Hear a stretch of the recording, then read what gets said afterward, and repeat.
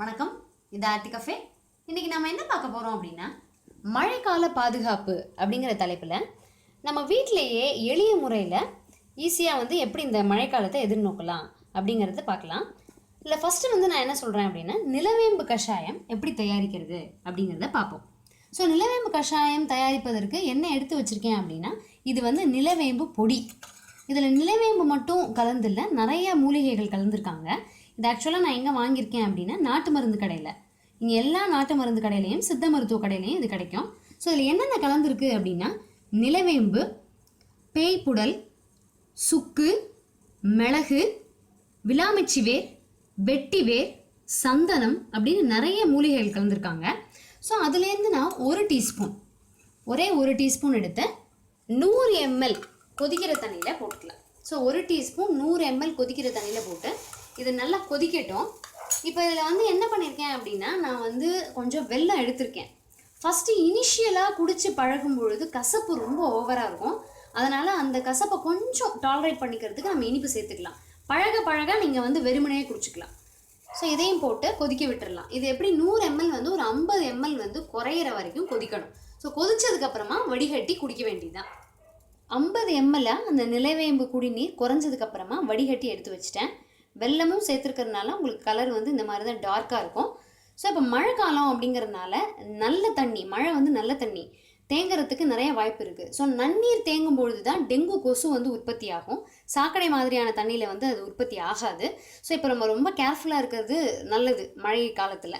இது டெங்குக்கு மட்டும் இல்லைங்க, எந்த ஃபீவராக இருந்தாலும் இந்த நிலவேம்பு கஷாயம் நல்லா கேட்கும், டெம்பரேச்சர் குறைக்கும்.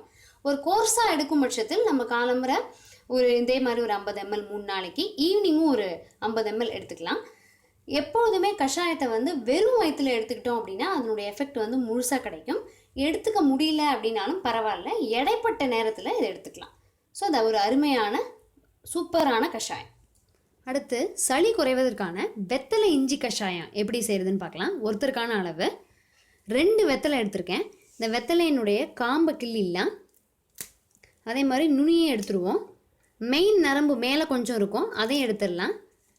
எடுத்துட்டு இதை இப்படி கிழிச்சு போட்டுக்கோங்க. கையாலே கிழிச்சு நம்ம அந்த சின்ன மிக்சி ஜாரில் போட்டுருவோம்.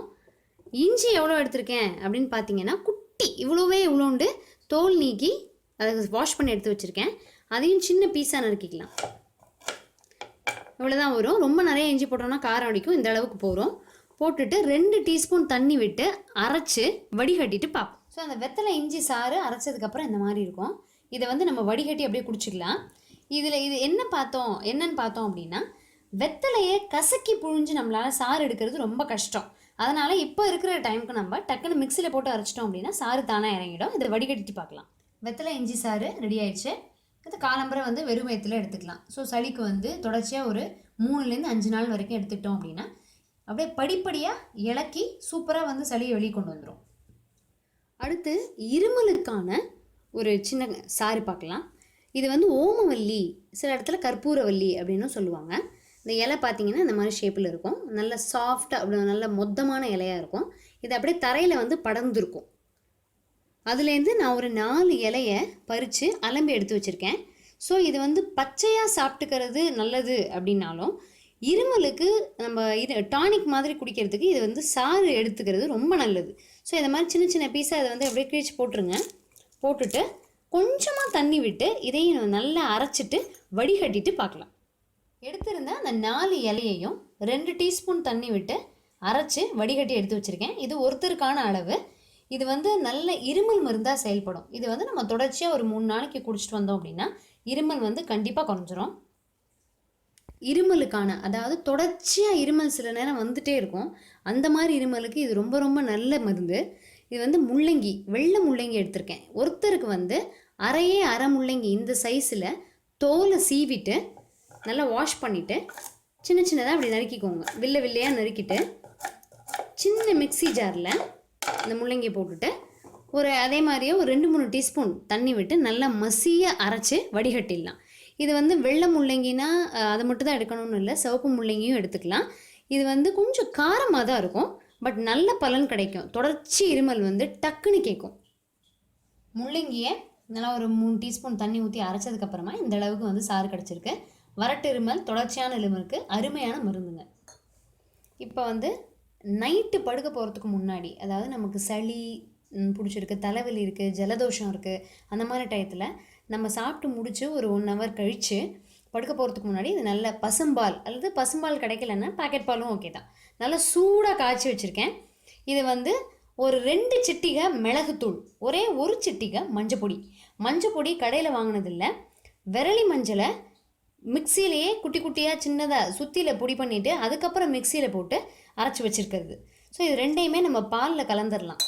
பாலில் கலந்துட்டு நல்லா சூடான பாலை ஒரு 2 ஆற்று ஆற்றி, நம்ம வந்து எப்படி நமக்கு குடிக்கிறதுக்கு சூடு இருக்குமோ, நம்ம ரெகுலராக எந்த சூட்டில் குடிப்போமோ அந்த சூட்டில் குடித்தோம் அப்படின்னா தூக்கமும் நல்லா வரும், இருமல் குறையும், தலைவலி குறையும், ஜலதோஷமும் குறையும். அருமையான சூப்பரான விஷயம் அது. இது எல்லாமே நம்ம ஈஸியாக வீட்டிலையே எளிய முறையில் செஞ்சுக்கக்கூடிய கை வைத்தியம் தான். இது எல்லாத்தையுமே ஒரே நேரத்தில் எடுத்துக்காமல் வேலைக்கு ஒன்றா எடுத்துக்கலாம். இது எடுத்துகிட்டு இருக்கும்போதே நம்மளுடைய உடல் உபாதைகளும் அறிகுறிகளும் கொஞ்சம் கொஞ்சமாக குறைய ஆரம்பிக்கும். அப்படி குறையாமல் அதே மாதிரி இருந்துச்சு அப்படின்னா டாக்டர்கிட்ட போய் நம்ம கன்சல்ட் பண்ணிக்கிறது தான் ரொம்ப நல்லது. 5 வயசுக்கு மேலே இருக்க குழந்தைகளுக்கு இது வந்து கொடுக்கலாம். ஆனால் 5 வயசுக்கு கீழே இருக்கக்கூடிய சின்ன குழந்தைகளாக இருந்தது அப்படின்னா நம்ம டாக்டர்கிட்ட கன்சல்ட் பண்ணிட்டு தான் கொடுக்கணும். இப்போ நம்ம நார்மலாக இருக்கிறவங்களுக்கு இது நல்லா எடுத்துக்கலாம். இது தொடர்ச்சியாக ஒரு ஸ்பெசிஃபிக்காக ஏதாவது ஒரு உடல் உபாதைக்கு மருந்து எடுத்துக்கிறவங்களா இருந்தால் அவங்களும் இது வந்து கண்டிப்பாக டாக்டர்கிட்ட கேட்டுட்டு எடுத்துக்கிறது நல்லது. இது எல்லாராலையும் செய்ய முடியறது, எந்த பக்க விளைவும் இல்லாதது. ஸோ இந்த வீடியோ பிடிச்சிருந்தது அப்படின்னா லைக் பண்ணுங்கள், உங்கள் ஃப்ரெண்ட்ஸ்க்கும் ரிலேட்டிவ்ஸ்க்கும் ஷேர் பண்ணுங்கள். இதே மாதிரி நல்ல டிப்ஸ் பார்க்குறதுக்கு சேனலை சப்ஸ்கிரைப் பண்ணி வச்சுக்கோங்க. உங்கள் வேல்யூபிள் கமெண்ட்ஸ் அண்ட் சஜஷன்ஸ் எனக்கு போஸ்ட் பண்ணுங்கள். இன்னும் ஒரு நல்ல வீடியோவில் சந்திக்கலாம். தேங்க்யூ.